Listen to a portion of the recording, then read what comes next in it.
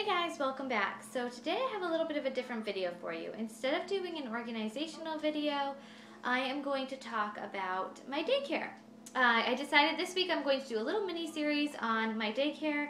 I've been asked some questions regarding my daycare, so I thought this would be a good opportunity to address those questions and to kind of give some ideas to those who maybe are in the process of getting their daycare license or are interested in doing so.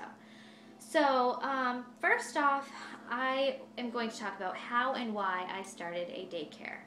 It is a big decision to start your own daycare from home, and it's a decision that you shouldn't make alone. You should have your whole family involved in the decision. A kind of a backstory, I always wanted to be a stay-at-home mom. I just couldn't when we first started having kids. Financially, I was not able to do so. So I worked from the time I was like 15 or 16 in school, and then after school, I got a full-time job right away and worked through then. So my older son was 3.5 when I became a stay-at-home mom, and my younger son was 10 months old. My husband switched careers and started making a lot more money, allowing me to stay home. So I obviously fell in love with my role as a stay-at-home mom. I love all things like stay-at-home momish. I know it sounds weird, but I love cleaning, I love being with my kids, I love raising my kids, I love everything that comes along with being a wife and mom. So I knew this would be perfect for me. However, there were a few adjustments, I should say, going from a full-time working mom to a stay-at-home mom. My older son had been in daycare, like I said, for 3.5 years, and I really saw some of the benefits of being in daycare. The socialization aspect, having a more consistent schedule, the curriculum, all of those things that I really didn't want my kids to miss out on with me being a stay-at-home mom. I know there are a lot of like mommy and me groups out there and play groups and whatnot. However, where we live, I live in an extremely small town, and there's just not a lot going on. So for me, starting a daycare was just ideal because I could still be at home with my kids. I could still have a sense of working, which I was kind of like, going from working full-time to just not working at all. There is an adjustment there, and I kind of felt like I needed to contribute a little bit financially. I know we could pay all of our bills, we could put a little bit aside, but I still kind of felt like I needed to contribute a little bit. So this was a perfect way for me to do so. It was a perfect way for me to incorporate all the wonderful things about daycare that my older son had gained into our own home. And so that way my kids could still have those benefits of daycare, but they were still home with me. So those are my reasons why I started a daycare. And of course I sat down with my husband, talked to him about it. His work schedule is very demanding. He has odd days off. So that was something that we really needed to factor into the equation. I also talked to my older son. My younger two obviously didn't really know what was going on. It was more like, oh, we're having friends come over and play. This is great. My older son, I wanted to make sure he was okay with having kids come into our house and, be here for pretty much the whole day. So, of course, he was used to kind of being around a lot of kids and that sort of thing, so he thought that that was a great idea. So we just thought it was a great fit for us. So once we decided, yes, we do want to start a daycare, then I had to figure out, how do I go about doing so?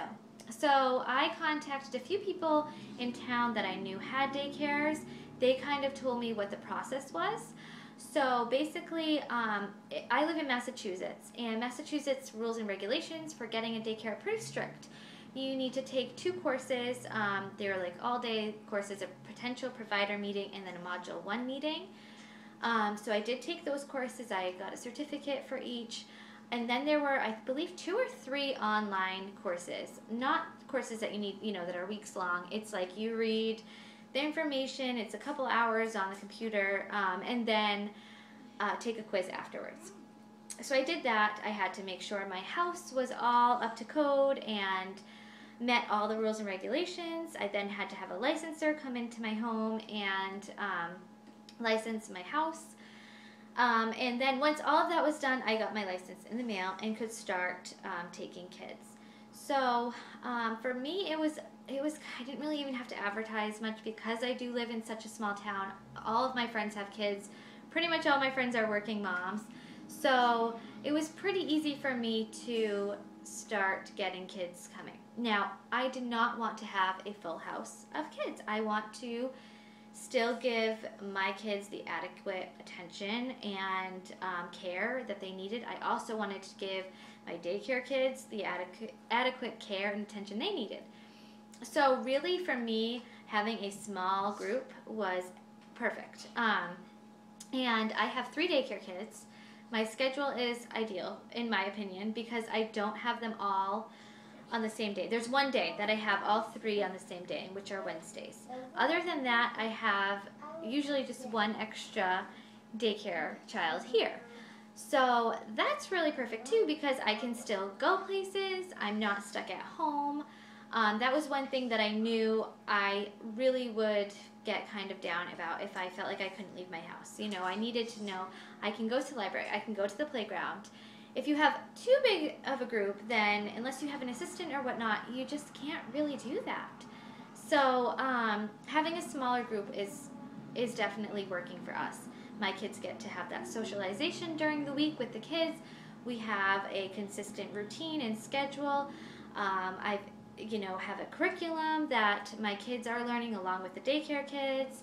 So all in all, it's just working out really well for us. And I am not looking to change it anytime soon. So if you are interested in starting your own daycare, I suggest maybe calling a daycare provider in your town, asking them the steps that they took in order to get a license. Or go online and search, what you would need to do.